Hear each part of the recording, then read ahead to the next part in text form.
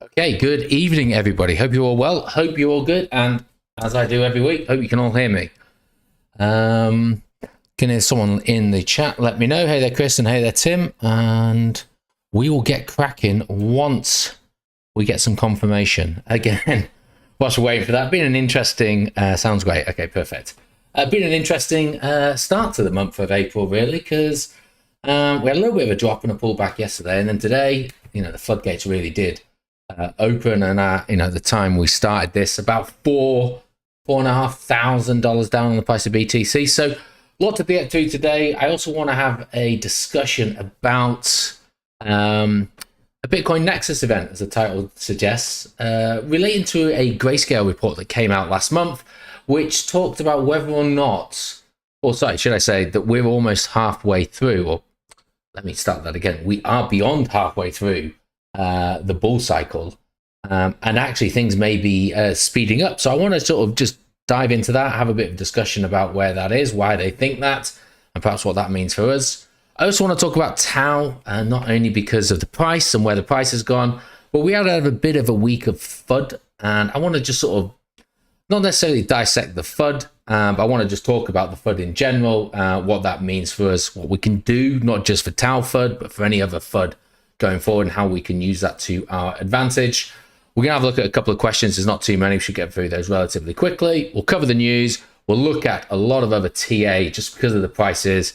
There is an opportunity at the moment to maybe top up some of your bags. And so, yeah, we'll dive through those. Good evening, everybody that has joined. Right, let's just jump straight in. And I don't have any of the charts open. Which one is it? Not that one. Not that one. Here we go. Okay. So let's have a look. This is what we had today. Blood red, well, pinkish, but it wasn't particularly good over the last 24 hours. And for anyone that's recently joined the group, or anyone that's particularly new to crypto, it can be rather unsettling, especially given, 7 green monthly candles in a row. We open up April and we're, 7% down in the first 2 days. Now, we've been talking about pullbacks and what that might mean for a while now. I dare say we've actually not fallen as far as we've fallen 2 weeks ago. So this is just a mild pullback compared to that. But we'll have a look at not just BTC, but some of the other ones, see if there's any patterns that form in, try and get an idea of what's causing the pullback, and also any levels that we may be targeting to signify a local bottom.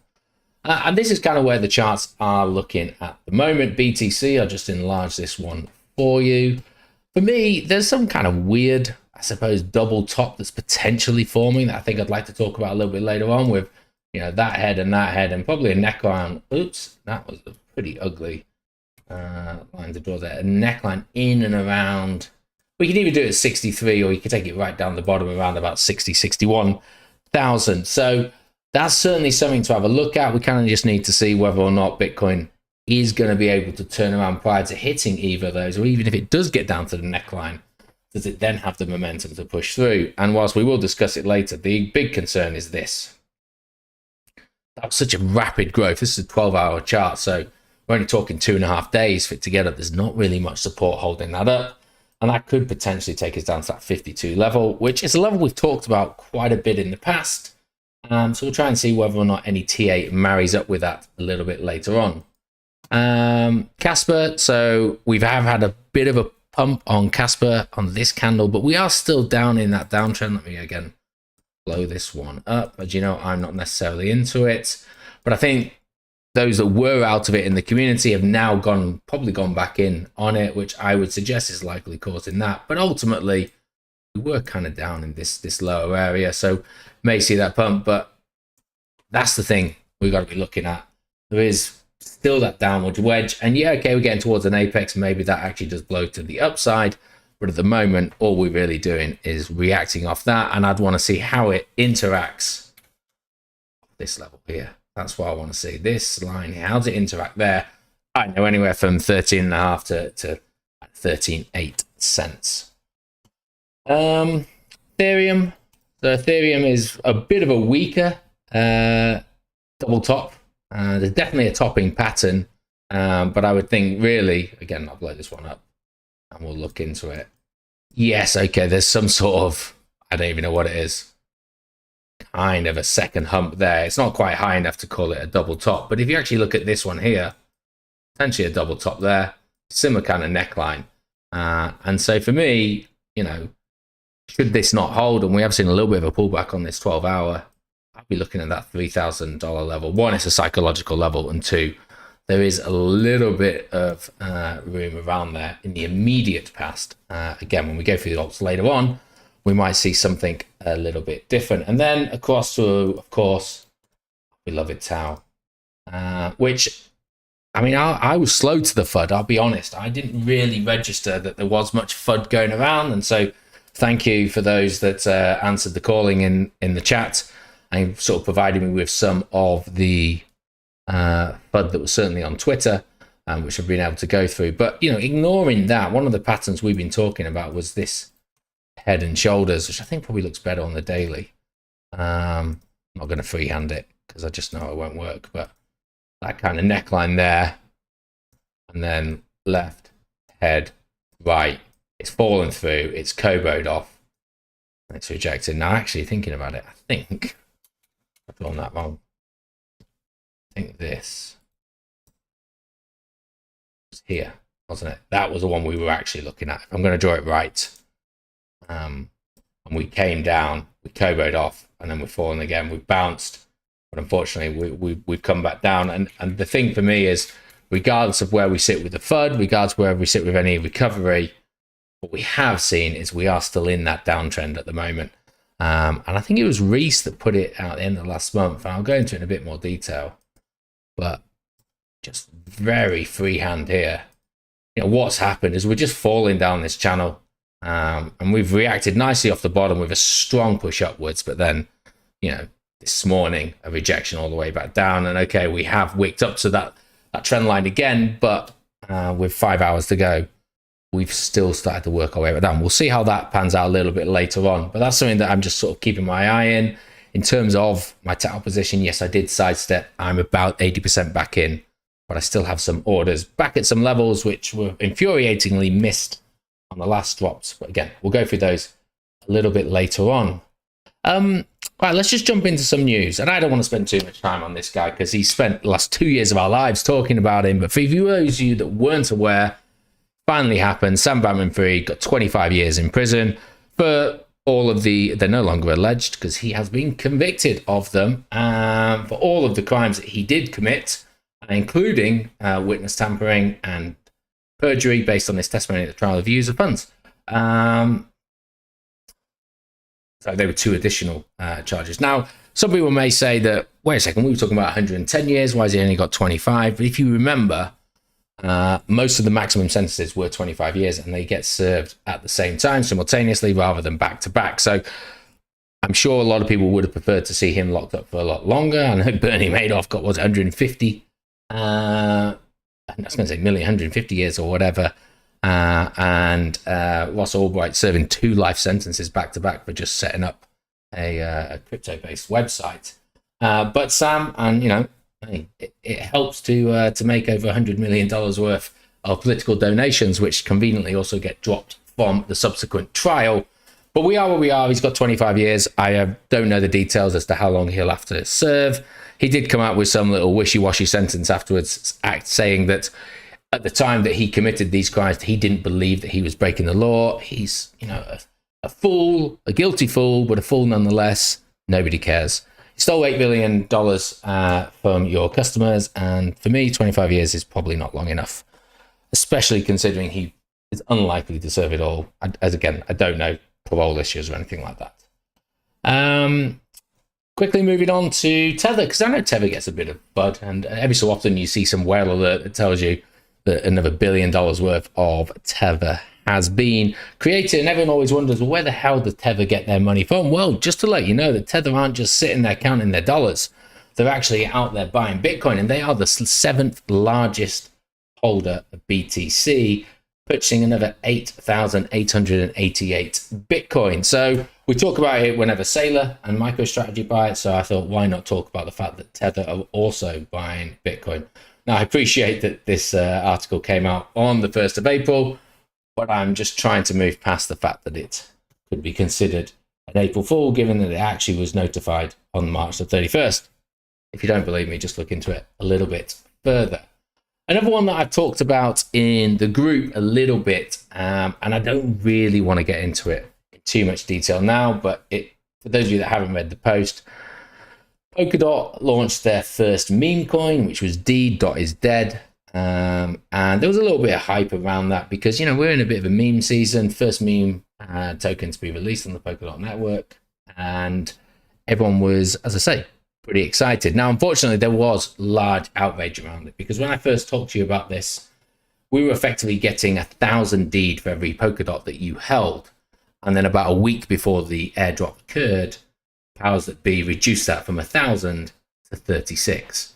So it went from being 100% community-backed token to now 95% backed developers, investors token, 5% to the community, which pissed off a lot of people, as you can imagine, and really put a bit of a stink on it. To make matters worse, the supply was frozen, and I think it actually might even still be frozen. So it is very, very, very limited, very difficult process in which you have to go through if you wanted to sell it. And the people that were from the developer side, allegedly, and I have to say allegedly, at the time that I was looking into it over the weekend, there's certainly a lot of talk on Twitter about it, didn't have that freeze, and so they were able to be the ones that were selling. So when everyone was talking about the fact that, $1 million worth of deed had already been transacted in the first hour, that wasn't from the community, that was from the developers dumping their bags and people buying it that weren't airdropped it in the first place. So a real big stink, and I think it's an utter disaster in terms of an airdrop. I think it was done very poorly, and again calling into question the OpenGov system, which has plagued Polkadot for quite a considerable amount of time. Doesn't really seem to be any movement away from that at the moment, but I'm hoping that incidents like this will lead to people starting OpenGov campaigns to change how Polkadot, as in the token dot, is utilized from the treasury. Because 1 million Polkadot were actually used for this, so about $8 million worth was wasted on this one. Now it's still alive. If you've still got Polkadot, it's still be in your wallet. Mine's worth a couple of hundred. It's next to nothing. Just sit on it and see what happens. But anyway, if anyone has any questions, that's where that is. And then just another bit of news that's kind of popped up in the last few minutes, which may actually answer why we dumped down today. And that's because the US government have moved 30,000 BTC, so just over $2 billion worth of the Silk Road hack funds. Now, this isn't the 850,000 BTC from Mt. Gox. Don't get that confused. It's two separate entities. There was a gentleman that was arrested a couple of years ago who had sold 50,000 BTC from Silk Road. 30,000 of that has been moved by the US government today, of which initially a transaction of $69 worth of BTC was sent to Coinbase's deposit address, likely as a test. So pretty much that was the government signaling they are going to move this fund, or move these funds, should I say, to Coinbase with a view to sell them. Now, after I put that in, we stepped a little bit further. Is it here? No, it's not. I've done it down below. A further 2,000. It was 1,999.999. BTC were then transferred to the same Coinbase deposit address. So it does look like they're at least going to be selling $140 million worth of BTC. And again, we may see the remainder of that moved. Now, I'll come onto that a little bit later on. If you're wondering how or why I follow this or anything else, Arkham, which is a intelligence gathering platform, for cryptocurrencies, and I use it for Grayscale and ETFs and everything else. Or you can follow the US government wallets as well. And as you can see here, these transactions, Silk Road DOJ confiscated funds, and then they were sent to the subsequent Coinbase wallet. And that's the beauty. I do love it. I actually kind of geek out on it all, how we can follow this. How there is a written ledger which actually covers it. And if you were really that geeky, here's the first transaction. So there's the 30,000 Bitcoin. You have the initial transaction. I can confirm that this address here is a Coinbase deposit address. And then the rest of it was moved to a subsequent wallet. And then moments later, we had the 2,000 Bitcoin that was moved. And then that's the remaining balance that's within that wallet. So, the whole system works, really. I say it works because then you get over. I mean, Bitcoin Magazine. Let's just have a look. Bitcoin Magazine, bless them, 3.1 million followers, and the first thing that they've deleted it. I knew they would. I know they definitely deleted it. So originally, Bitcoin Magazine got everybody on Twitter excited, saying that the US government had sold the 30,000 BTC, and then a small correction later to say, oh, actually, it was just 0.001. So got a lot of people kind of excited. But I do find it coincidental, and if we do look at a Bitcoin chart now, I do find it coincidental that the day that the US government decides to move $2 billion worth of Bitcoin, not sell it, just move it, is also the day we see at one stage it was a 6% and a bit drop. So it does feel like the whales somehow got some advance warning that this was potentially happening and decided that they were going to move their stuff first. Now, it doesn't look at the moment that has been sold yet because the transactions have only just taken place. So any fall in price that we've seen through BTC today hasn't been due to the US government selling. So maybe this is a precursor for some potential further falling. But arguably, and for those of you that have listened to enough of these calls and me rabbit on, this could be the perfect opportunity for the market makers to try and move that price up, because everyone's now going to be waiting for a second leg in the short term, thinking that BTC is going to be sold by the US government. And maybe the market makers go, actually, I'm not going to let you shorts get away with this. We'll move the price up first, and then we'll start to move it down afterwards. So definitely something to keep in mind.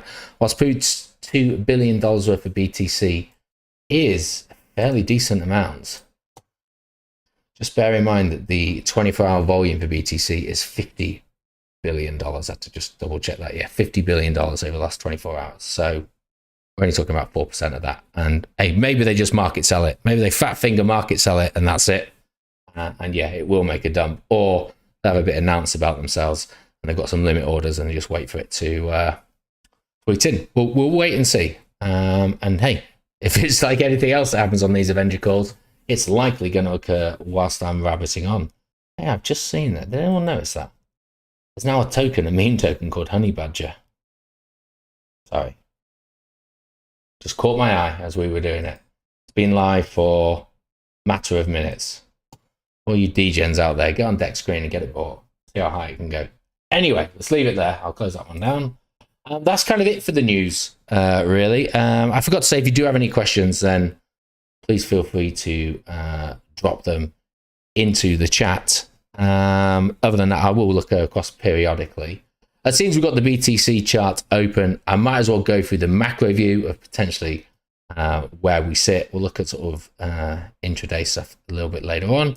We'll get this back on beginning of the month. So, I like to update my fancy chart over, which we've done sort of the last 14, 15 months. This white trend line, I mean, it's not something to be forgotten about, of course, but it has been a bit of a non-event over the last 6 weeks. I'd even argue since actually January, because in February it just bursted through this and never looked back. What is starting to be interesting at the moment is, should the double top side that we talk about play out, then this trend line is right smack in that area of about 52 to 51,000. So interesting level that it could look to interact in, and I'll certainly be sort of following this chart a little bit more if we do see that price is going to drop. I have updated the high block liquidation levels, so these are relative up to accurate up to a few hours ago. I think the biggest point to note is we are starting now, as you'd imagine, we finished making that all-time high, and so we're actually starting to see some shorts that have been placed, and the liquidation levels just above 74,000, for want of a better term. But there are still some longs that are down here from when everyone got really excited after this breakout, probably all-time high, which are looking fairly attractive at the moment. They're still $7,000, $8,000, $9,000 away, but now suddenly why don't you call it head and shoulders? Double top comes into play, and that may well actually be a level of interest to have a look at. And this yellow line on the side is the halving, and we are getting close. We're 17 days away from it. It is due on the 19th, 17th. Let's move it across.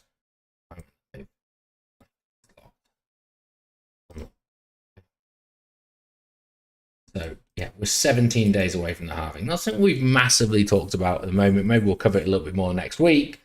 But you know, we know in previous cycles that we like to have a drop running into the halving, and then it climbs up afterwards. And maybe that's exactly what we're looking at. And we've been talking about some sort of resetting of indicators, resetting of confidence in the market, and just a general pullback that, you know, prove that this is a healthy market. 2 weeks ago, we thought we were going to have it, but it had a funny way of turning around at 62,000. And, you know, I'm not writing off that 62,000 level yet myself. Whilst this has been a rather fast move down, exactly the same as what we did experience 2 weeks ago.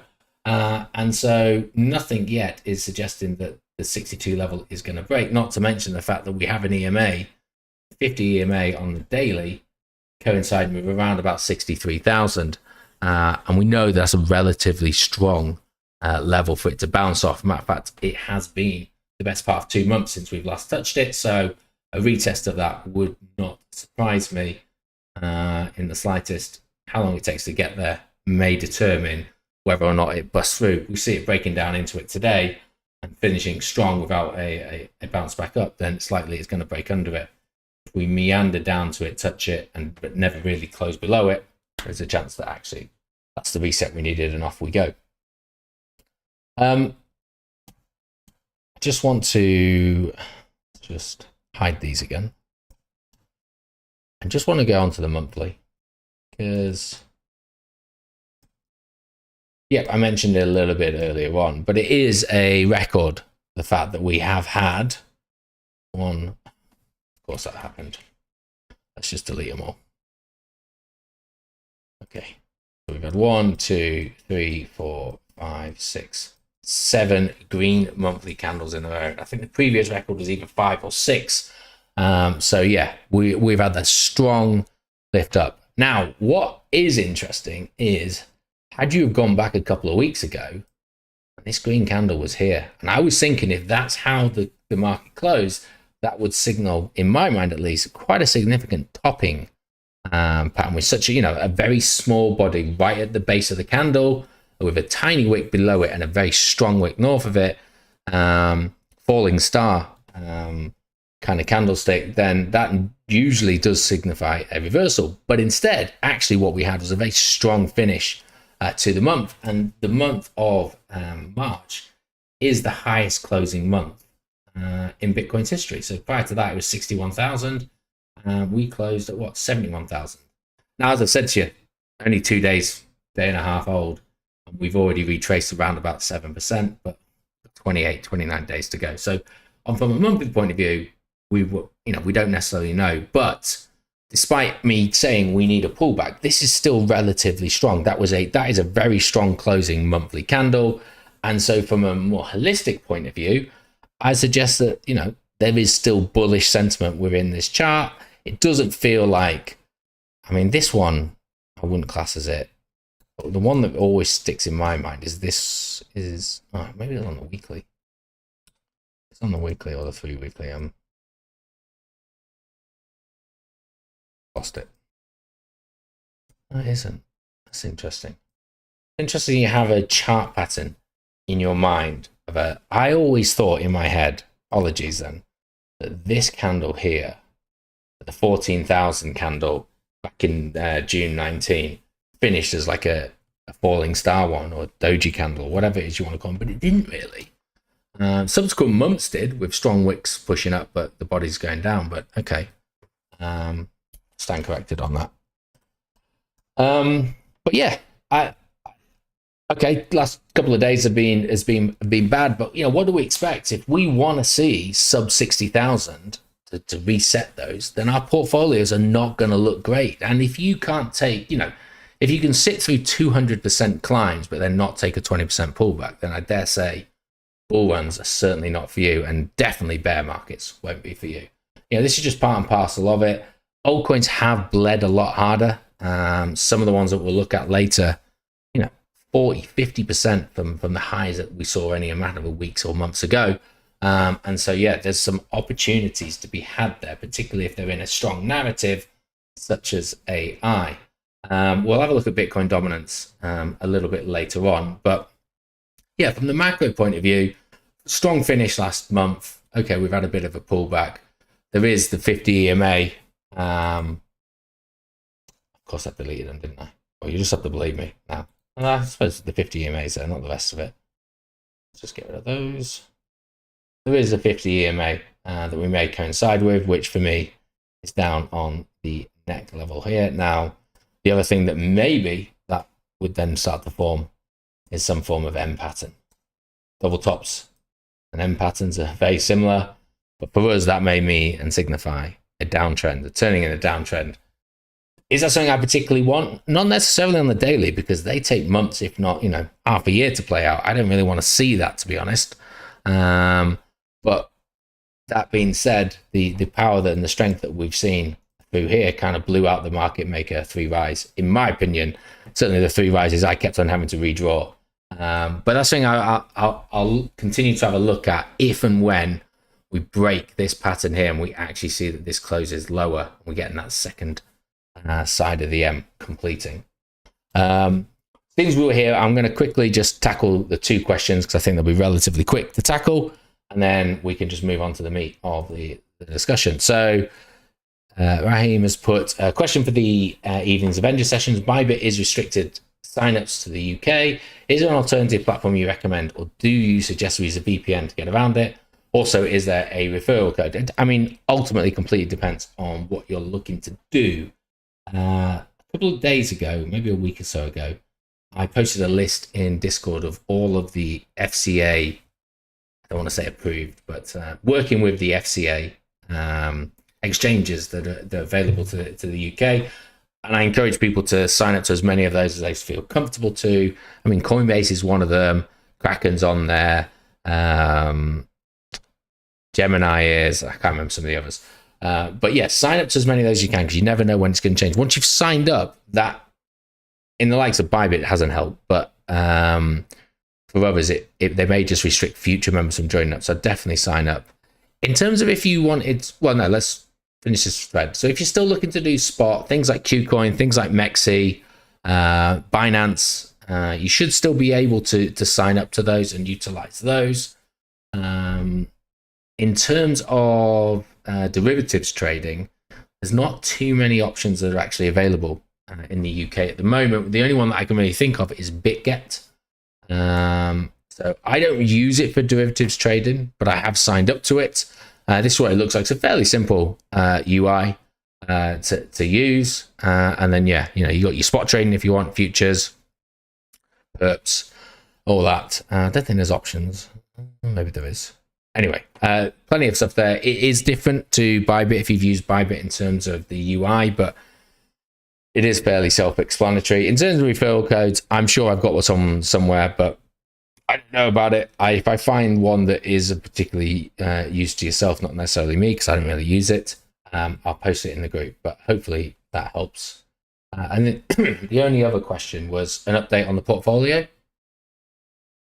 and any moves, sort of update on moves that I'm necessarily taking. So I think I did put this out a couple of weeks ago, but here's the new portfolio, the updated, should I say.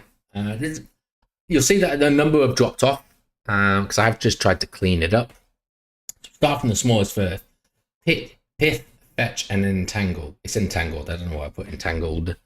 They're small at the moment because I've just been building those. These ones are pretty red as well, unfortunately, at the moment. So they're also down in dollar amount, how much I put in. So if they were even at break even, I think most of them would be over 3%. But the fact of the matter is, because they are new investments within for me, those ones are in the red. That's just part and parcel of trading, unfortunately. I do believe in each of those. And so I'm happy to hold and even build into those during this pullback. But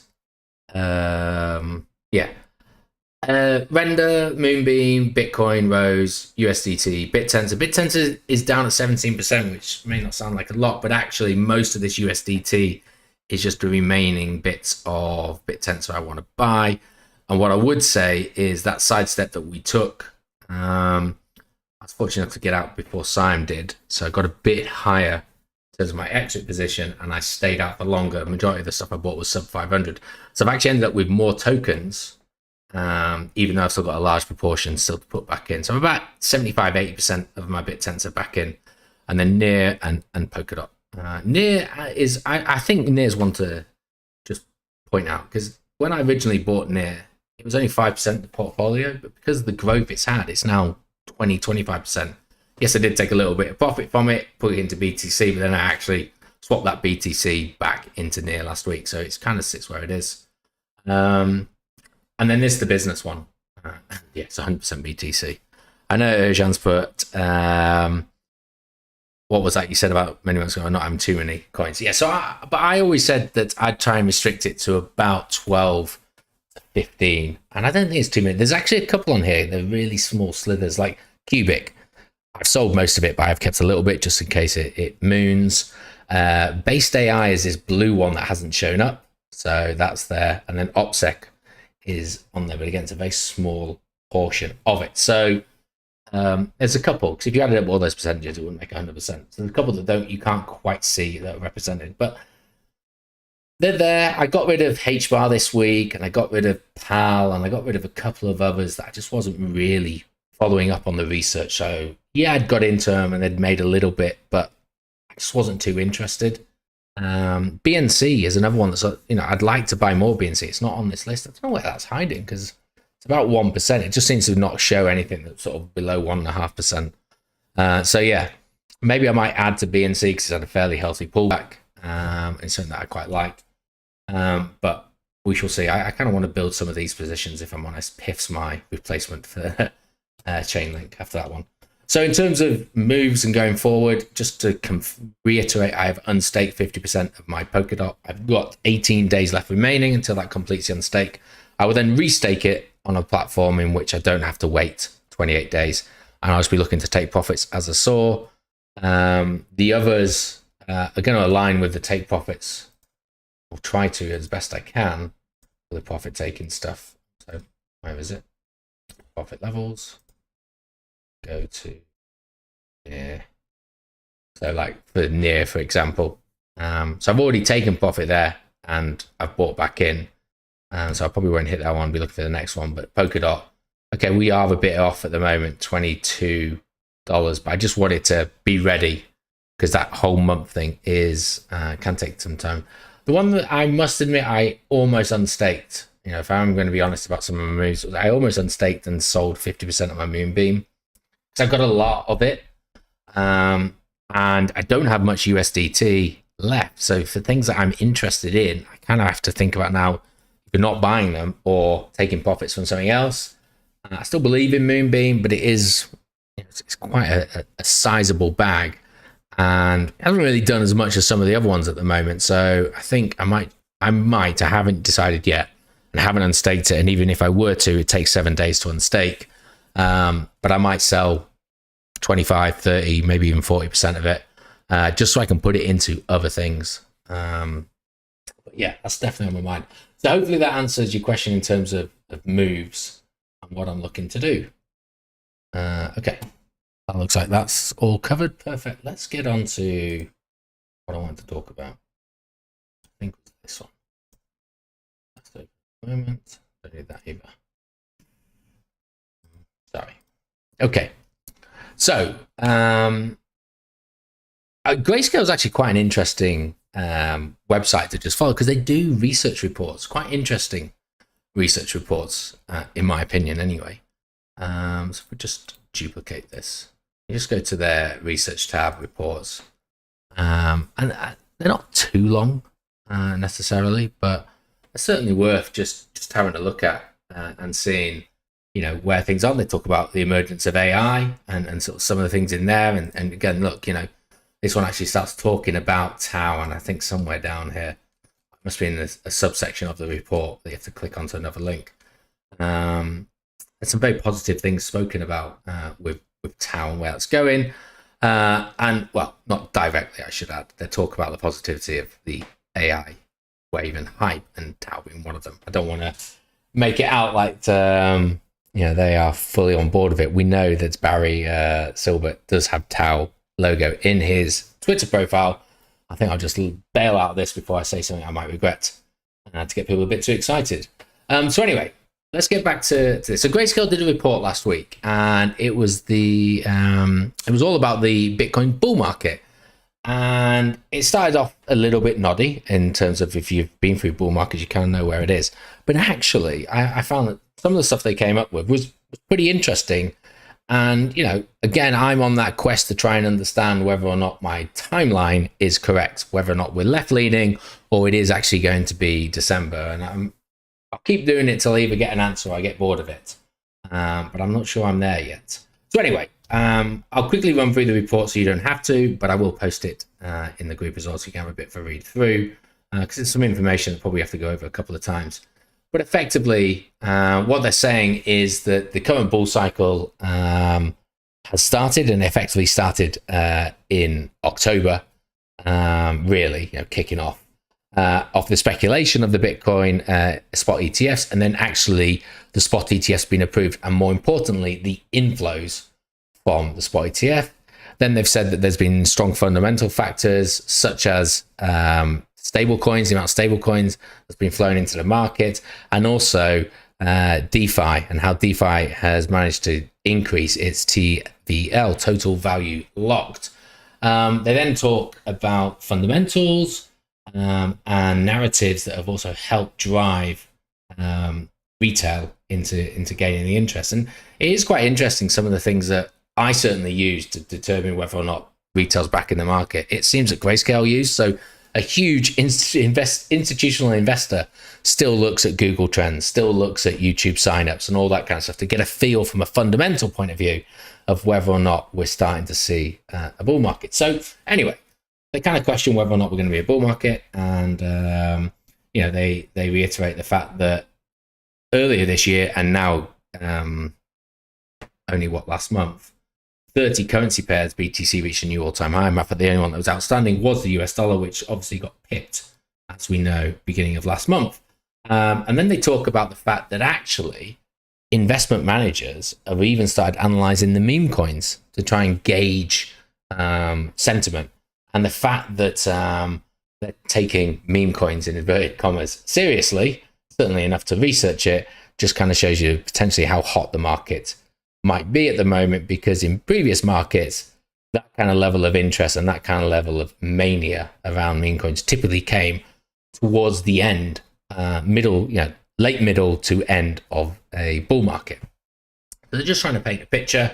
They also talk about the fact that, at such an early stage, we've actually almost eclipsed the previous total market cap high, which stands at just under $3 trillion, and we got to about 2.75 at our peak. I think we're down to about 2.5 at the moment. Bitcoin lengths, just to visualize what it is. I mean, we all know the 4-year cycle. Typically, you have 1 year of a bear market, from the previous high to the deep low. You got a year of building, sideways ranging, whatever you want to call it, and a year of steady growth, and then a year of parabolic growth to a blow off top, and the cycle repeats. I want to get to the catalysts, and I've got some other charts to kind of show you a little bit later on. But ultimately, as they right to do so, they say the biggest difference this time has to be the introduction and the influence provided by the Bitcoin spot ETFs, particularly the inflows and the rate in which those inflows are coming, because we have we've talked about this all the time. Certainly for the last 8 weeks, over $12 billion worth of inflows since launch, not including today, and over 830,000 Bitcoin are now held by the ETFs. Yes, I've talked about it until I'm blue in the face. The vast majority of that are purchases that have been made from Grayscale selling. So we got an unprecedented event in Grayscale spending years building up their size of their portfolio to now, in 8 weeks, pretty much halving the amount that they had. And of course, that's going to be gobbled up by the ETFs. But the ETFs have continued to buy on top of that, 470,000 additional Bitcoin on top of what Grayscale have decided to sell them. So that has been a significant buying pressure that has just created those 7, well, not 7 because it's only been 2 months, but helped to create that longevity in the green monthly candle runs. Maybe that's the best way of summarizing it. So yeah, okay, that makes sense. And we'll have a look at how that affects other metrics a little bit later on. And then it goes into a bit more technical sides of things where it talks about, we can even see this because the premiums that Coinbase, because most of the ETFs are buying these from Coinbase. I'm sure there are some over-the-counter deals as well, but the vast majority are done through Coinbase. And you can see the premium that Coinbase are paying compared to others, such as Binance. And the times that they happen seem to be word I'm looking for, aligned with the trading times, shall we say, of the ETFs. Yeah.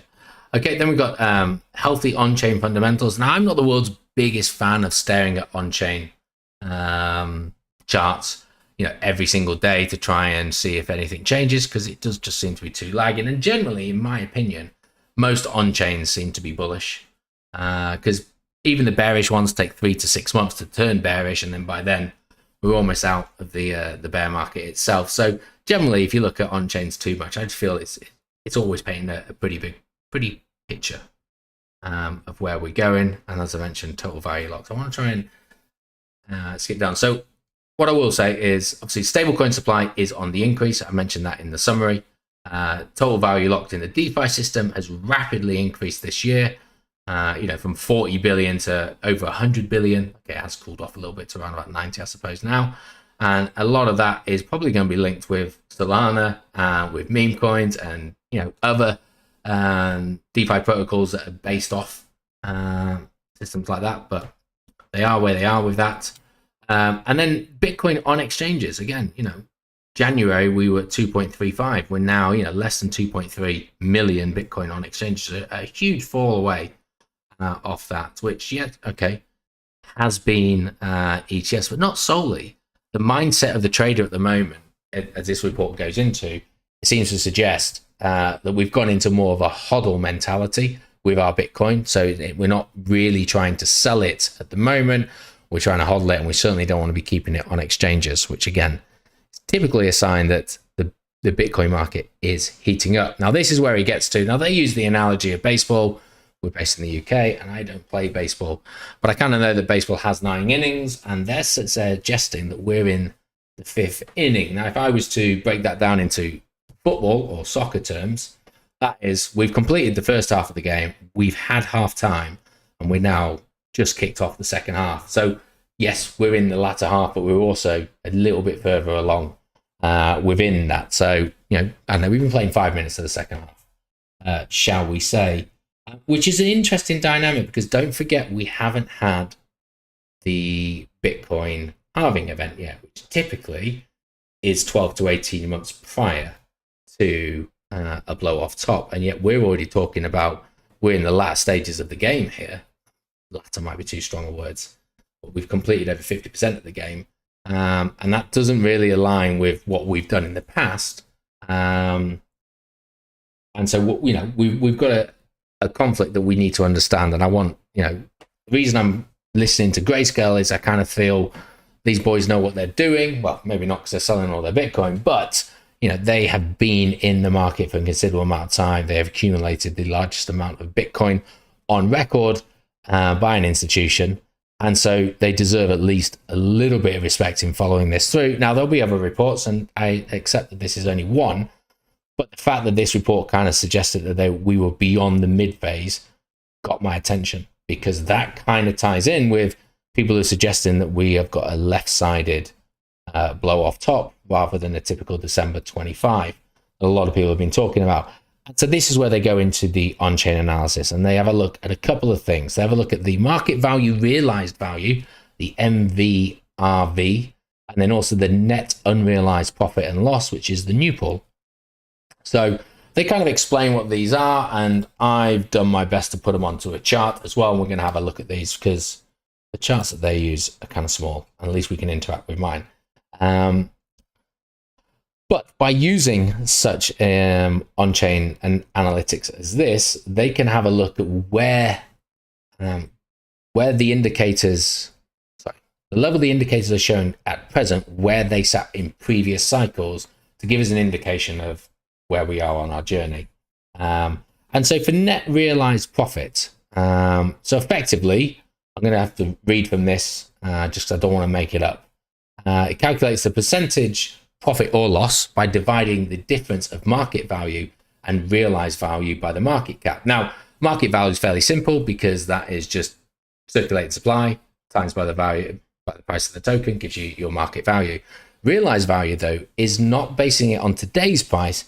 It's actually basing it on the, let me get this right, the price of, or the value of Bitcoin in this instance, on the day it was last moved. Okay. So if someone has held it for 10 years in a wallet and they bought it for $1,000, they're taking that percentage at $1,000. And what they do is they do that for every transaction, then they average that out and then they apply it. And that gives a ratio. And it's that ratio of what we are interested in. Now, yeah, guys, I cheated a little bit. It's also up there. So I did read it earlier. I think that's what I said. Rather than taking current Bitcoin price, realized value takes the price of each Bitcoin when it last moved. There we go. Then it adds the individual prices and takes an average. Okay, I've not lied to you so far. Multiplies the average price by the total number of coins in circulation. Okay, there we go. So that's how it's done. So percentage of profit and loss is the market value minus the realized value market cap. Now, where we are at the moment, and we're looking at this bottom chart here. Hopefully you can all see it. Just for now, I'll raise it up. I know it makes everything else a bit smaller. But the blue line indicates the price of Bitcoin, and then not the price, the Newpol, the indication that we've been looking for there. And then we got these bands that we kind of sit in. And at the moment, we're sat second to highest band, which is the belief or / denial band, depending on which way we're going. Obviously, we're going up to the belief band. Now, what is interesting is normally we don't actually enter and sit in that until the latter stages of the bull market. And if we can have a look, so the last, where did I do it? I did a chart of it, and I'm sure of it. No, not that one, but we will come back to that. Not that one either. Okay, I just have to hand draw this one. You have to bear with me a second. That's the best way to do this.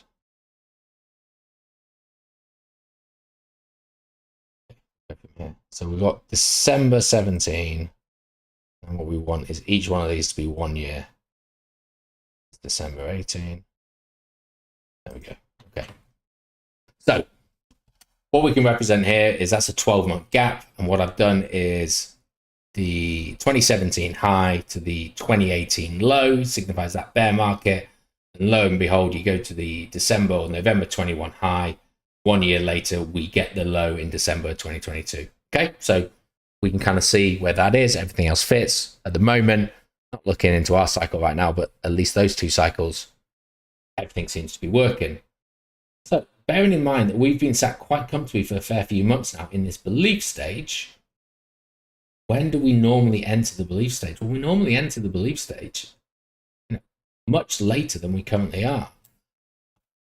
I need to put some halvings in here just to give you some context. This was when the halving occurred last time. We didn't enter this belief stage till November 20, so almost a year before the halving. Not, what's this going to be, 17 months before our perceived blow off top date. And again, we look at it back down in May 27 when we entered. It was during this run up, that last final year run up to the blow off top, that parabolic blow off top was again where we found ourselves. Actually, prior to the halving, we normally should be finding us sitting in just the optimism level, but we suggest that we've moved along from that. Okay, it's one thing. I mean, doesn't necessarily mean anything. It could mean just that we're high and we'll pull back after a nice healthy correction. Absolutely. So we'll move on to the next one. Then go on to the MVRV. Which again, I'll read this just to make sure, calculates the divergence between market cap, which we know how to work out, and the realized cap, which we also know how to work out, adjusting it for volatility. Okay, and they do that by using standard deviation, and that gives them a score. They call it the high Z score. So historically, sorry, they call it the Z score. A high Z score which reflects a significant gap between market value and realized value, is where we've seen the peaks. And you've probably seen this chart quite a lot, maybe in different forms, but quite a lot. So this is what it looks like on Look Into Bitcoin, which isn't that great to interact with.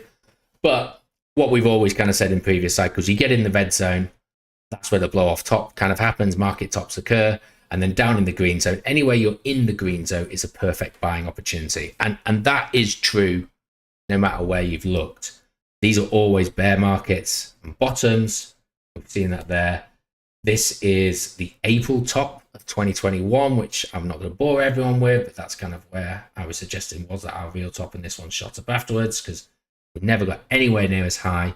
But it might just be because because so much Bitcoin moved from wallets at a certain stage that realized value was reset because we had a lot more recent transactions. Who knows?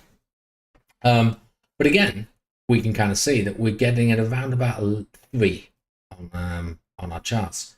And prior to halvings, we normally sit, down at 1. We don't get to 3 until we're getting much later in the day, sort of the last 6 months leading up to the blow off top. This one here was November, so 5 months, 6 months for the blow off top again there. And we're sitting here now suggesting from an on-chain point of view that actually we do seem to be ahead of steam a little bit, which again is potentially causing some concerns. Now, the next indicator I'd actually never heard of before, so I'm not going to skirt over it, but there's no chart for me to show you reflectively what it means. But this is the Colin Talks Crypto Bitcoin Bull Run Index, and you can't get it on TradingView because I had a look. But from a broader perspective, the Colin Talks Crypto Bitcoin Bull Run Index, the CBBI, offers a comprehensive view by synthesizing 9 various ratios into a single number that measures progress of the bull run's phase. Exhibit 11. Hopefully you guys can see that. I might just zoom it in a little bit. Okay.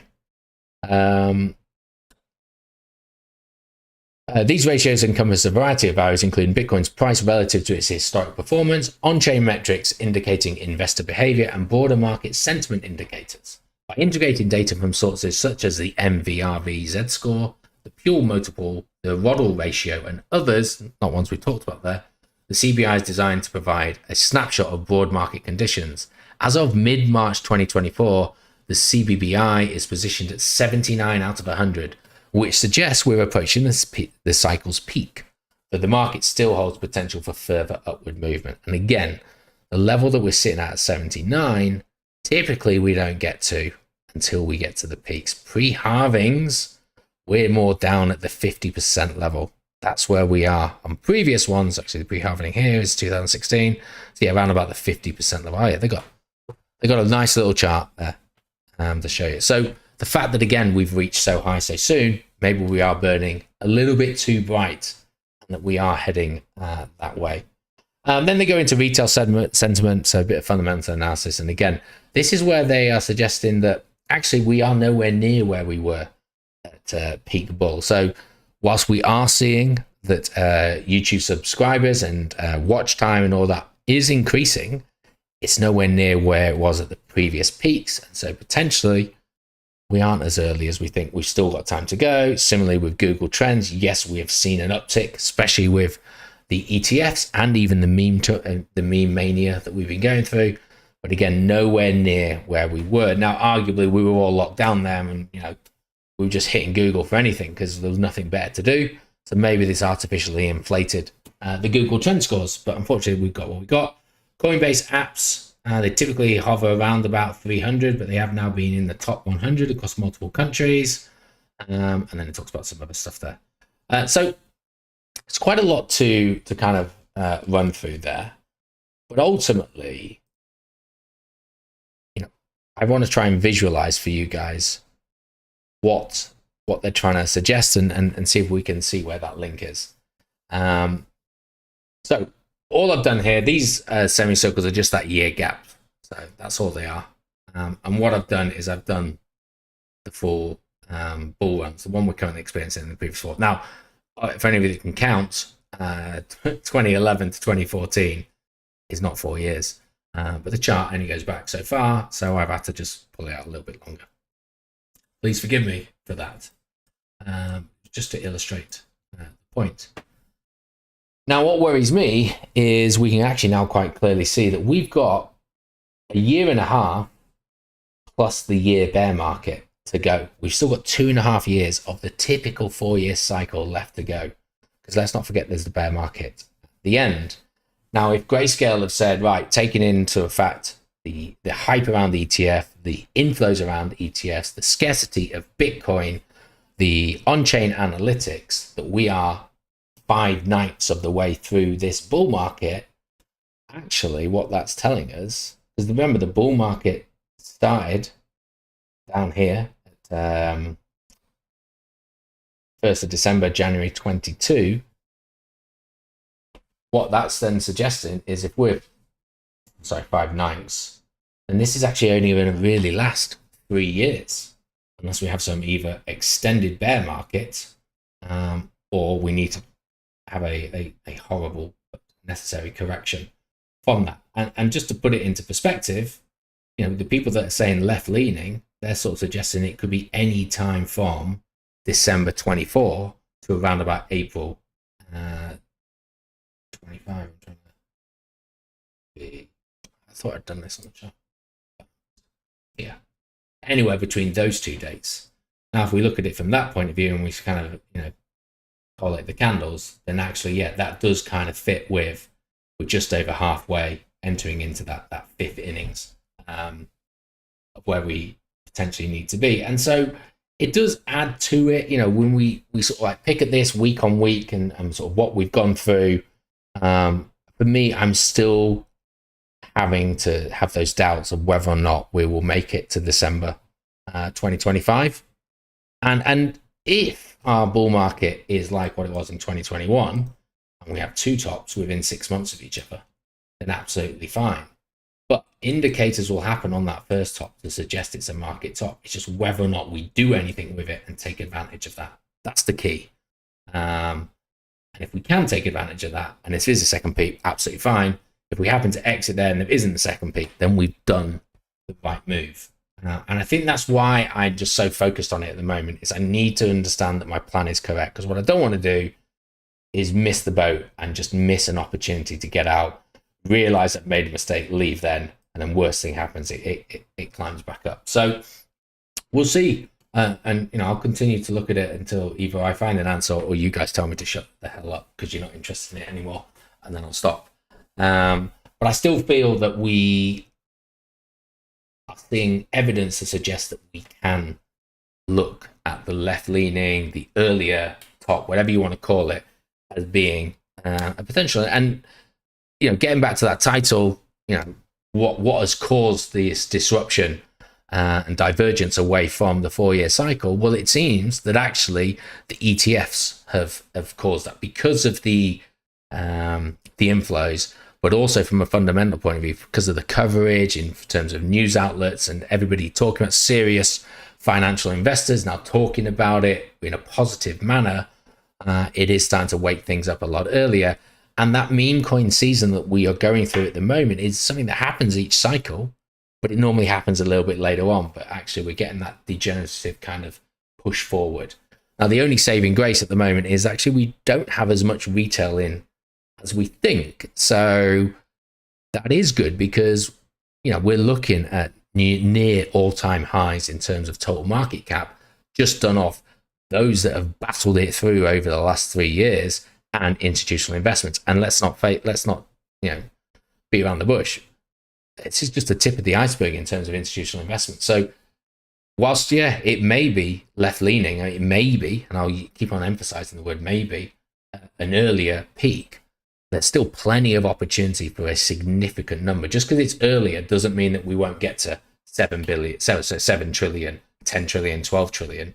Just it'll be face ripping on the way up as other things start to wake up. Pension funds and etc. that we've talked about in previous weeks. I've seen the chat moving a little bit, so let's just have a look, see what goes on here. Christopher, I think BTC has to be bought from exchanges for ETFs or it's illegal. Well, the report certainly, it does actually go into this a little bit within here somewhere, basically explaining how someone buys a share in the ETF and then the ETF provider has to go and buy the equivalent of the BTC. I think most of us knew that, but it quite clearly explains that within here, which is great. That's what we want from an ETF, to explain it to us for those that don't do it. So, yep, you're right, Chris. I'll take back the comment about the OTC stuff. If we played a game where we're assuming that it's left-sided bull run, is that just the BTC run or following alt season that follows? Well, so, I mean, this opens up a whole can of things, because if it is left-leaning and say it's only a 3-year cycle now, then, what does that mean for the rest? Now, typically what happens is Bitcoin runs, has its peak, and then for about another month afterwards, altcoins just go super crazy, like super, super crazy. And then we see those blow off, and then they fall away and leads that way. So if it is a left-leaning one, that's what I would be looking at. I don't see altcoins suddenly surviving where Bitcoin can't, because Bitcoin can still climb while altcoins are going through that parabolic run. That's why, the final year of a typical 4-year cycle is better to be in altcoins than it is in Bitcoin. Bitcoin's still going up, but it's only going up, at a much slower pace. So I feel if the left side does come true, we get the indications that the Bitcoin bull run is over, and whatever those confirmations may be, I don't foresee altcoins then going for a full year. I see them burning bright but quick. Grayscale, etc., are applying the bull run term from the stock markets when halvings don't occur. We tend to think of it as post-halving. May explain crypto sentiments don't match. Are they though? Because they talk about halvings in this. They understand. Grayscale understand the crypto market. I dare say they understand it better than we do. They've been in it long enough. They've seen what bull markets are. They understand how scarcity works. They understand how Bitcoin halvings have a price to pay. And I know that because my segue in for next week was I was going to talk about this report that Grayscale put in, how the 2024 halving, this time it actually is different. So they talk about supply impact. They talk about the effects of ETFs gobbling up that supply. So I don't know. I think they know how it works. And that's how I read the report anyway. This ETF's definitely part of the possible left-leaning theory, but it may have started last time. Yeah, definitely. Yeah. So that's my view, is it has, but it did start last time. I kind of feel that the right side of it, and for those of you that are new and haven't heard me waffle on about this, weekly. So we look, we had the halving, and we had this parabolic run up with a few pullbacks. Okay, Bitcoin cooled off while altcoins went crazy, and then we had that pullback. Okay, then Sam Bankman-Fried, Duke Wan, and all of the other cronies got involved, and they were like, "Wait a second, there's money to be made here. Let's just artificially print stuff. Let's artificially make things up, like Terra Luna did, or FTX, and what they were doing." And then that created a new hype wave, which drove the prices up again. And whilst in previous cycles we've seen, on a much shorter time scale, I accept, blow off tops, dead cat bounces, this was a dead cat bounce that got out of hand and actually peaked above it, setting the new all-time high, which then reinforced the 4-year cycle. Because not just on this indicator, but a lot of other indicators were suggesting it was the April peak. That's what really drove it from an on-chain analytics point of view. In November, it wasn't. So, I don't know.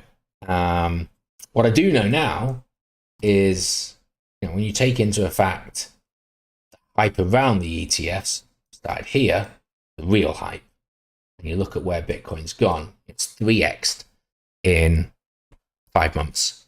A 3x in 5 months is that, isn't it? We went from 11,000 to 64 there, but it was a little bit longer. That was 9 months. So from the sort of October date, we went from 15,000 to, I went to May. Yeah. Yes, we kind of 4x, 4x. We almost got to 60,000. So yeah, it does feel that we've had some strong move up there. And I still think we've got more to come. I don't feel we're burning out here by any stretch of the imagination. because they put just a difference in that they view it differently. Crypto followers have been more blinkered because it was the pattern. I see what you mean. Yeah, we, I'm going to talk about confirmation bias when we get into Tau a little bit later on, but we look for things to meet our understanding, and if we see something that has aligned in our beliefs and it's a positive outcome, we generally don't question it. And the 4-year cycle has worked, but it's only 3 cycles, and it's not even 3; it's 2 cycles it worked in. It just happened to be the last 2. And I can't argue. There's the all-time high, regardless of on-chain analytics. The all-time high did happen in November. So the 4-year cycle, was confirmed. Especially then, it took a year, perfectly a year, to find the bottom, and then off we went again. It's just this time it's different. We saw ranging for a year, 15 up to 30, back down to 19, 30, 25, ranging in my mind, and then suddenly off to the races again. So I'll keep on doing this. I'm sorry if I sound like a broken record with it, but I think it's worth investigating, because all of us, not just mine, but a lot of people in the groups as well, we want our tokens to get to a high price. We don't really know what that high price is, so we're putting more weight towards when it happens. So a high price in the final few months of December 2025 would give us much more confidence to get out, phase out, not just out in one go, than a super high price at the end of this year, because we'd be like, oh, if it's high now, I don't know what it's going to be like in 12 months' time. And I just want to make sure that I don't fall foul of that myself. That's all it is. Anyway, I think I talked about that enough for now. Okay. Right.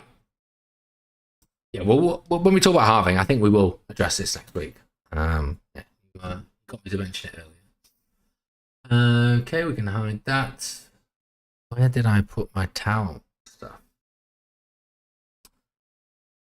Here we go. It's over here.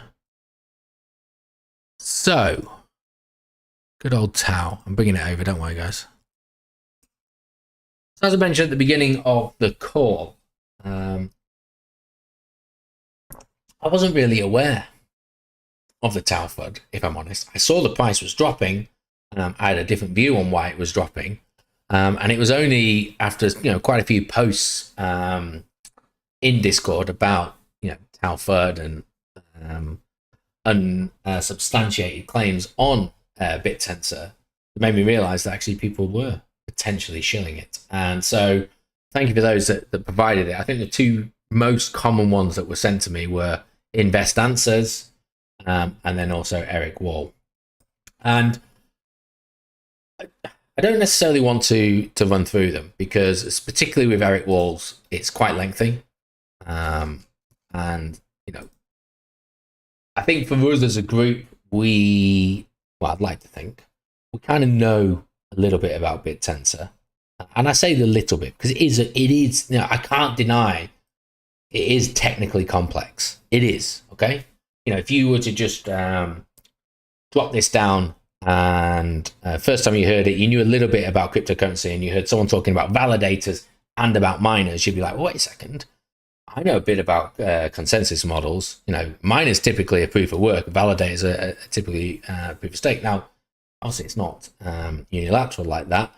But then you start to get into what Bittensor is, and then you suddenly have to peel back. Well, not only is it its own entity, blockchain, whatever, but now it has these things called subnets. Some of those subnets, we don't know what they are, but we've got a vague idea of what some of them are. We do know what others are, and they're doing individual things as well. And suddenly that now adds 32 other layers of complexity that you may have to then develop in your understanding. And so, yeah, it can be technically complex. I completely understand that. But the point I'm really trying to make between both of these is I didn't necessarily, when I read them, see them as FUD. I actually kind of saw them as what I would call a challenge. A challenge to try and understand my understanding or level of understanding of Tau, to try and then see if I had answers to some of the comments they made. And I didn't. I did on some, but I couldn't tick off everything 100%. And, simply on this one, I was like, lack of adoption. Okay. I actually don't know if it's adopted. I have an opinion because I like the project, and my little circle that I, operate and swim in talks about it a lot. And so, yeah, it seems like it's going to be well adopted, but I don't know it for certainty. Let's go out and check it out. Technically complicated. Yes, it is. And I am on my second listening to now the Spaces talk from Bittensor yesterday, which I must have closed it down, which you saw went out on Telegram. If I can find it. This one. Introduction to Bittensor for everybody. I think this was brilliant, in terms of, I haven't really looked into Bittensor for a fair few months now, so it's a good little refresher on it. And so I listened to it first time whilst trying to do something else, so that's never the best way to do it. But this just helped me, reimagine what it was that I thought about it, but also helped clear up some of the questions I had. It didn't answer everything, but again, it just gave me an opportunity. And I don't think I would have done that if it wasn't for people throwing around a bit of FUD and challenging myself. And I think the point that I'm trying to make is, what did most Bittensor Moon Boys do? And I call them Moon Boys because they are. Most of them just went, you go through the chats, the comments, they either have people defending the likes of Eric and Invest Answers, or people just putting really moronic, and I will use that term, responses, like, you don't know what you're talking about. And I'm like, brilliant, but you've not clarified it yourself, so I have no idea what you're talking about. And that just seems to be the reaction on most people, is if there's something we like and we hear bad things about it, we just get entrenched, don't we? We don't know why, we can't understand why. We're just like, you're wrong and I'm right, and I don't have to justify myself to you, but I will out of hand dismiss everything that you say. And it just puts us in a really bad position, mentally, emotionally, and from a trading point of view, puts us into a bad place. Because if we can't, at least look at the other side of the table, we'll never know if we're sat on a dud. And I argue that in the last bull run, when a lot of us got into rebasing DAOs, Ohm to start off with, I think the idea behind Ohm seemed good, but the hyperinflation in which they were printing out their token, we kind of overlooked it because it was working for us, because we were getting 10,000%. Oh, it wasn't, was it? It was like 900, I think, percent rebasing per annum. And it was, stacking up in our wallets. We could see it, and it was like, right, okay, doesn't seem right, but hey, it's paying me, it's so happy. And then we moved over to time, and it was 10,000. Then Wrap Memo was like 128,000%. We started getting to the uber ridiculous stuff. But to start off with, we lo and behold, anyone try and tell us that it was a Ponzi scheme or anything like that. Now we fully believe in it. We like the open protocol side of it, the rebasing down, the governance that comes with it. Everything is, open source. We just neglected to actually take on board any negative comments and research them for ourselves. And I feel that's a lot of what the Tau community have gone and done. And whilst I do think that potentially Eric and Invest have, Invest I'll put separately, but certainly the way that Eric has gone, he's just gone after one subnet as his argument and just said that, it's a complete waste that 1,000 people have ultimately just undertaking one task, and completely sympathize that for his post. But instead of just sort of dismissing it outright, it's a case of, okay, well, what does that actually mean, and how has it proved wrong? And you just go into it, and you can either go, oh, actually, that is a bit of a problem, I need to understand it, or quite quickly go, well, no, because you've not taken into account this, this, and this, and then you take it on. Now, granted, sadly, with Bittensor, you then have to apply that 32 times if you really want to thoroughly understand it. But it's interesting that you do see some of the senior people in Bittensor's community is suggesting that they can't even keep up. They've got the subnets that they're working on and involved in, but trying to keep up with the day-to-day developments and improvements on all of the subnets is now impossible because it's just too much is going forward. And then I think it was Alan, Crypto Wonder from the group, that sort of posted this one here, I think it is, where it talks about the motivations behind those particular people that were bad-mouthing it. And that again puts it into light, doesn't it? Because yeah, Bittensor's taken up a lot of the oxygen at the moment. It's taken up a decent amount of the market share and interest. And so other AI related projects may not be getting the airtime that these people want, because they're either heavily invested in it, part of the development team, or are being, paid to promote it. And yeah, that motivation needs to be considered as well. Why are they suddenly coming out of the woodwork and justifying it? And even this Invest Answers, because he talks about it had not to mention a totally shit compendium score. I was like, what the hell's a compendium score? I Googled it, and you have to join his community because the compendium score is something that he does. So like, brilliant. Your made up metric said it didn't score very well, but I can't see what that is to justify it unless I sign up to your community. So again, someone that's invested in interest of doing that. Now, I don't know what it's like because I'm not part of his community, but again, pumped heavily on YouTube is not a reason to necessarily not like it. But then someone in the group said that, now we're starting to see very positive things come out of it. And I threw out that question, and I didn't mean it in a dig or anything else, more tongue in cheek. Well, what are the motivations of the people that are positively pushing it now? And we've got to just try and strike that balance, I think, just making sure that we have a unbiased opinion on any project means that we're not going to be married to our bags. And that's why I'm quite happily talk about bad things that are going on Polkadot at the moment. And I'm quite happy to research, lack of things that are really happening on things like Moonbeam at the moment, because whilst when I first got into them, I had high hopes and I had high beliefs, and they had a clear path that they were doing it. Unless I keep on digging into the dirt, I'm never going to know whether or not they're failing to meet those objectives. And if they keep on failing to meet those objectives, I'm not married to my bags. I'll quite happily move away from them. And that's the point I think I'm just trying to make, is FUD is an ideal opportunity to just challenge your own convictions, and instead of just dismissing it outright because someone said something naughty and nasty about a project that you like or you're invested in, actually take the time to go, the 10 minutes worth of research that I promised myself I'd do on every project that I'm invested in, today I'm going to spend it on just trying to understand the FUD that they're coming up with, and do I have an argument in my mind that makes sense to counteract it? And just take that from there. And if you do that, you're going to be in a much better informed position to be able to decide whether or not a project is what you think it is.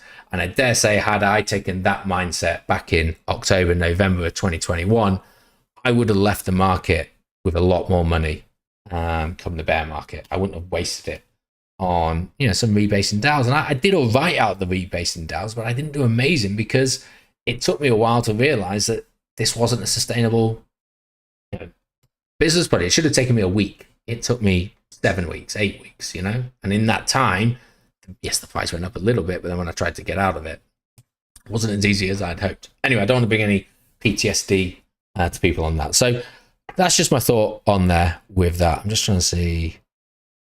Greg's put, what is your thinking from the market maker point of view? Okay. Greg, I did mention that right at the beginning when I talked about the double top that's potentially forming on BTC. I'm going to talk about price action a little bit later on as well. So hopefully I'll cover it again for you. But yeah, that's it. That's all I've got to really say about Bittensor. What I would say is, think about what motivates it. We know it's not on that many exchanges at the moment, and I'm not saying that this FUD has been targeted to help exchanges that want to buy the token to get in it. That's not what I'm suggesting at all. But we know that is a potential opportunity and tactic that they use. And don't treat the dropping of the price as a bad thing. Treat it as an opportunity. I certainly am treating it as an opportunity. I just caught a glimpse when we were swapping over. Let me just get this back.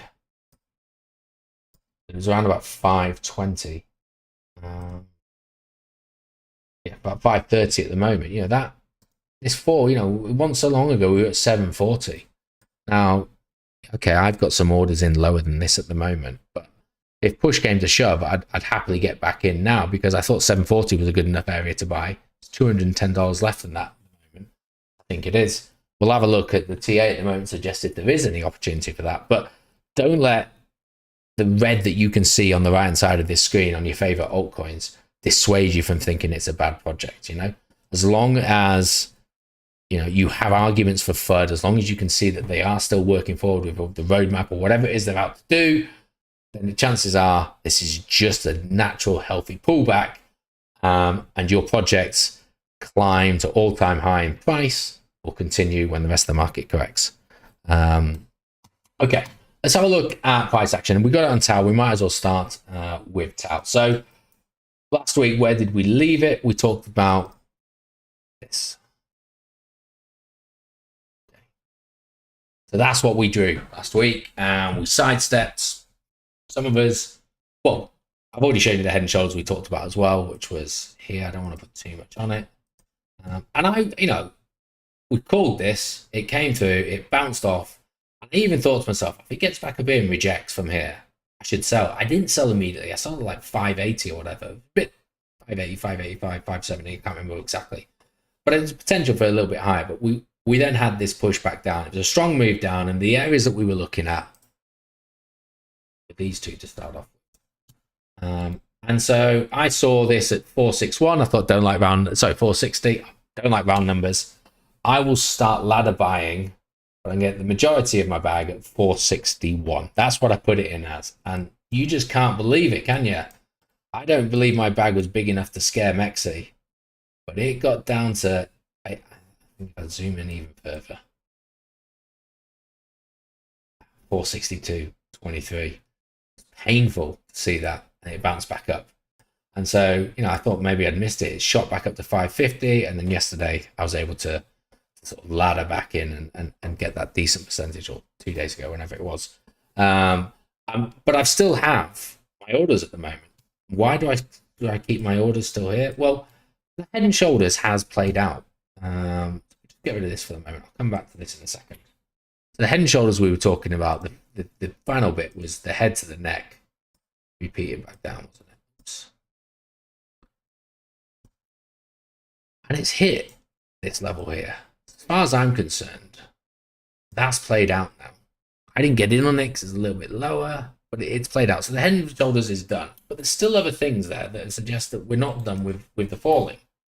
Now if we do go back to the fib level, just so I can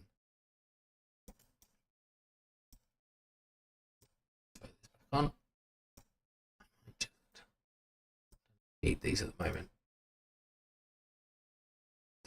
Sessions, even it's on the daily. And we will go on the lower time frame in a second. But we've had that pull back up. Oh, I didn't need it. God damn it. So we've had that bounce back down. We've had a clean bounce off the 382. Fine. Okay. We've shot back up. Now, I don't really, if it hits on the 236, fine. But the 236 and the 786 are not highlighted in orange for me because they're not massive levels that I'm looking at. I do keep my eye on them. What I do look at is all of these EMAs on there, and we've got a right conflux of EMAs. We've got the 10, the 20, and the 50 all around each other. What's going to happen? It's just had some sort of reaction off. Well, it's mainly off the 50, but the 20 is there as well, and it's pushed it back down today, and that's what we've seen. And at the moment, there's no, okay, it may turn around, but right now, my view is we're in a downtrend. We are still continuing to make lower highs and lower lows. And this is just a pullback that's occurred, particularly of some fundamental analysis or some fundamental factors that happened yesterday. And now we're just continuing our path back down. So I still have orders in and around the 460 level. I also have orders at the bottom of this level here. And it's close to the 0.5. It's around about, it is about 420, I think. And, in case we get down there. Because if we do lose this, or when we lose this, that's where I'm looking. And then suddenly the 200 then comes into play. Maybe that's what we catch ourselves on, and off we go. But if we drop down the time frames a little bit, we can actually see this looks a little bit cleaner for what we're doing in terms of the time frames. Now using the EMAs, we lost the 50 a long time ago, and we've been battered down by the 5 and the 20. Sorry, the 10 and the 20 all the way. But what has caught us on each of these 12-hour candles is the 200. And we went below, but I'm talking about the bodies here. Beautifully caught us on each of these. And so that's around about 500 at the moment. So for those of you that potentially are out and looking at this 12-hour candle at the moment is looking pretty grim. 500 might be a safe target to get back into. We've seen it react off those in the past. May not hold, probably unlikely to hold. But if you manage to get out of 550, 560, and you just don't want to be staring at the charts the whole time, this candle closes like this, and the fight is not already at 500. That's certainly a safe area I think you could probably look to get some back in. But yeah, that is showing us exactly the same picture there. And it's just pull back, fairly strong drop. We need some sort of relief rally. We've had it. We've hit the 50 again, coming back down. And the 20 and the 10 are just ushering us all the way back down, making sure we don't have it. Now, this green candle, interestingly, you break it down a bit further, happened 8 o'clock yesterday. What occurred 8 o'clock yesterday? That Bittensor talk occurred 8 o'clock yesterday. Is that, people getting excited? Thousands of people are listening to this. People getting excited, hearing about Bittensor explained to them as a beginner, deciding, you know what, I want to buy it. Is that what caused it? Is that what helped this relief rally? And then it just got to a point in which it just couldn't sustain itself anymore. We've continued that down. I think that's a fair assessment of potentially what might have happened. I know from speaking with some of you others that have, part of other communities and other groups, there were other influencers that were interested and have been buying Bittensor for the first time. And again, if their community follows, then that's going to, buy a short period of buying pressure. But right now we seem to have continuing the downward track. So for me, I don't think the falling is finished. I'm not really interested in sidestepping what I bought. It's already restaked, to be honest. But that little bag that I've got left, I've got orders now between, I've got a couple just above 470. So through 470 down to 420, I've got some orders.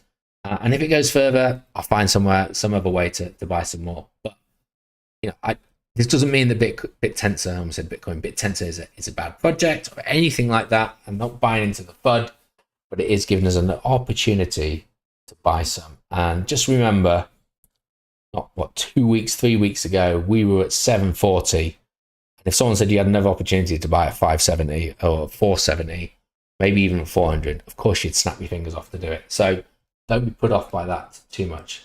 Moving on to Polkadot. So if it wasn't for today, my initial reaction would be Polkadot's, been climbing, had some steady pullbacks, and it's had some healthy reaction in and around the 50. But it lost its capability of holding the 50 EMA on the daily today, and it has broken through, has done that in the past, and guess what picks it up? It is the 200. So that's kind of where I'm looking at that at the moment. If we were to draw a fib, we can do a couple. I don't want to do it from October. Let's do it from January where this leg up started. Got that there. So yesterday's candle rested perfectly on the 382. We're now down at the 5. And then, it just depends how steep this fall comes. But there isn't really, there is actually. I was going to say there isn't much holding depth. So I'm trying to put it on the weekly. Spread it out. I know the fib's not going to look right body to body, just because I want to see what's in and around here. So what we do have for it at the moment is this here. Previous price in and around there. So July 22 and then on the way up as well. But to me, probably unlikely to hold it for too long. And the more interesting area, certainly in recent, is here. I've seen the bigger, around about that level. So 8 at 750. And then when we go back onto the daily, now we're starting to look at where that 200 EMA is starting to come in. Hopefully we'll pick it back up. So yes, I am in the process of unstaking it. It's not because I've lost faith yet in Polkadot or anything like that. But they're sort of the levels I'd be looking at. I'm going to get rid of this one. I don't want to cause too much confusion with that. That's sort of where I'd be looking as an opportunity to buy. Based AI, that's something that I got into. It briefly spoke about it last week. It's having a fairly necessary correction at the moment. I don't think it's over. The interesting bit is that the 50 is only at $5. Maybe we've got a little bit more to go. So we've not hit the 50 for some time. But either way, got a little bit of Ethereum tucked up my sleeve, and I'll just buy a little bit more of based AI. BNC's had a fairly decent fall actually, because we topped out here at 84. And BNC, I don't know how this has happened. Neglect is how it's happened. But I don't have as much BNC as I'd like. But this one's had 45% correction from its high there. And so again, coming in on the 200 EMA on the daily, potentially an ideal buying opportunity. It's also the base of this here, and then come on, it's going to fully retrace that, so there's no point doing it. I'm going to have to draw the fib from back down here, unfortunately.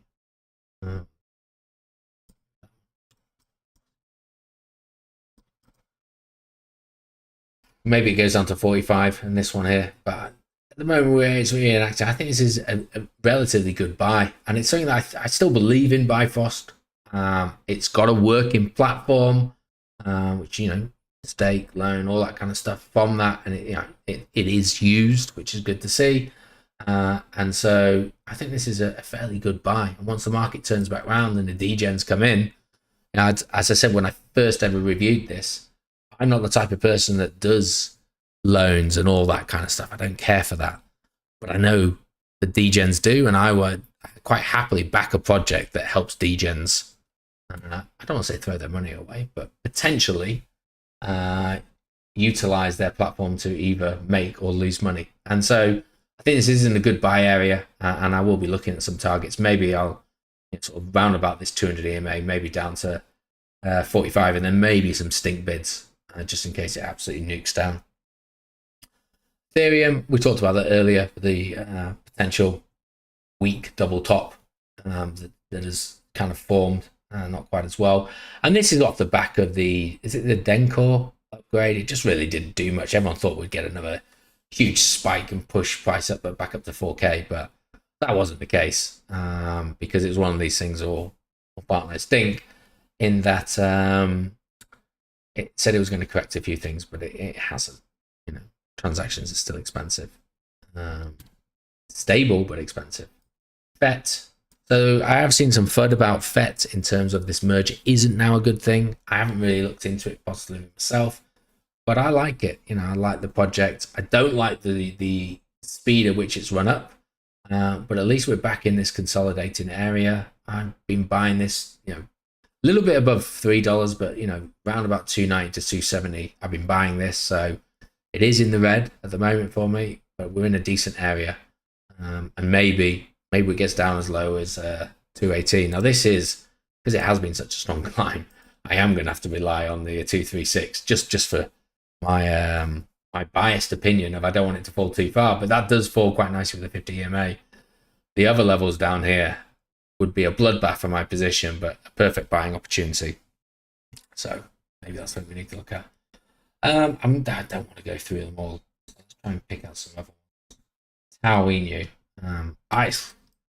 This one just feels dead to me, boys and ladies. I was going to say boys and girls, but ladies. This is only the Mexi listing. I appreciate. Maybe we should go on Deck Screener, but it needs something to revive this. With meme coins, I understand the thought process behind it's a Tau based, Bittensor based meme coin, but meme coins typically need something to sustain it, and right now we're not really getting it. Monster double top.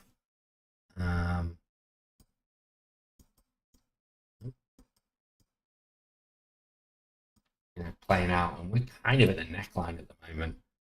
So you lose that. This thing's going back to the levels in which some of us originally got into. It just doesn't feel like it's got the legs. I don't think the Mexi listing has really helped it, and right now with the market dropping as it is, meme coin mania hasn't disappeared, but people are more interested in meme coins on Solana, on Base. They're not really looking at them on Ethereum at the moment, and so that presents a problem. I have a little bit of Tau Inu left. It's on Mexi. I'm not saving it on my Trezor because I've got a limit buy, a limit sell, sorry. If it hits it, it hits it. And if Mexi goes bust and I lose it, I lose it. But yeah, that'll be the last time I play it for me, I think. Zappy, which I'm not in, again, I mean, what I will say with this one, that's on the 4 hours, put it on the day, so it's got the same perspective. At least this one's ranging. But again, my concern is, time's coming to this, is these big green candles are him buying it, him wanting to create interest. And so the worry is, look at some of the gaps between, 16 hours and not a single transaction for 5 hours, and not a single transaction for 2 hours, and 2 hours and 2 hours and 4 hours. That's not what you want on a project. You need interest within it, particularly meme coins. People forget them very quickly. So this one might be difficult. And, for those of you that have a large amount of it, trying to sell it. So really you're hoping for a bit of a Hail Mary that this can be recovered, it can be rebranded well, and you can get something on it. But just, tread carefully with it. Again, not quite the same double top that we've had on others, but similar to how Bitcoin was yesterday, perhaps. We haven't started that second leg down, but you can clearly see one arch and a second arch potentially forming. And if that were to, that's a low level down there.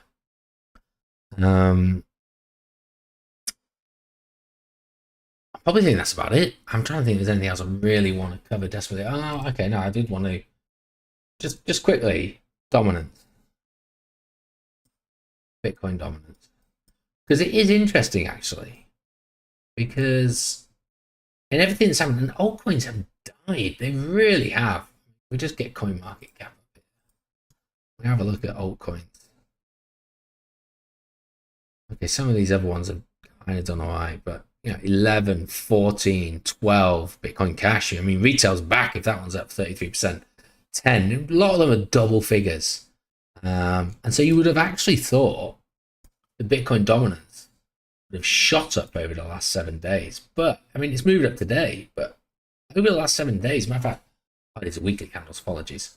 Since last week it is up a little bit, but we've not seen it actually break out at the moment, and so it's holding steady. And so I think that's quite interesting that it's not had the strength to move through. It kind of suggests actually that people aren't moving into Bitcoin as such, they're actually probably moving into stables to keep it there. But looking at this, for those of you that are in Bitcoin or interested in Bitcoin, thinking that this is still a year in which we would stay in Bitcoin and move across to alts, there is potentially inverted head and shoulder forming there. That's the neckline. Let's put it on the daily. It's the 2-day then. Stay like that. Yeah, that's as good a head and shoulder as any, really. Let's move that way. I'm on the 2-day. Still valid, but the longer this keeps on dragging out to the right, it might just invalidate because the pattern isn't there. But if it were to play out like that, and we just stuck with neckline to headline, we are probably talking Bitcoin dominance moving up to that 57% level, around about here. Now that's going to kill altcoins, but we may see a move up for BTC. Now, timing of how it does that and everything else, we'll just have to wait and see. But certainly from a Bitcoin point of view, there is potential for positive EA in terms of your Bitcoin pairs. Okay, the price of Bitcoin could still go down in dollar value. A Bitcoin pair against the rest of your altcoins, if this dominance goes up, that's going to put you in a pretty good position. So that's just my final thought, really, on the dominance. And I think I will probably leave it there. If anyone does have any questions, then feel free to send them into the chat now, and I'll try and answer them as best I can. But if not, we'll call it a night.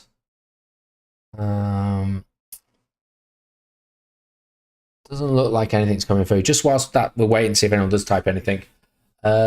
Just remember the trading pub is on Friday this week, so it's been moved. Need to remember to 10 a.m. as well on Friday. So just bear that one in mind. The cuddle, which is on the 18th of May, tickets are still on sale. So again, just secure your place. Yeah, it's a £30 deposit, paid back to you. I am going to be attending that one. I know I missed the last one. But other than that, I don't know if there's any other questions coming through. Just want to say thank you again for spending an hour and a half with me on Tuesday night. Enjoy the rest of your evening. If you've got any questions, feel free to fire them in Discord. And other than that, all I'll leave you to do so. Enjoy the rest of your evening. Thanks, Dan. Cheers.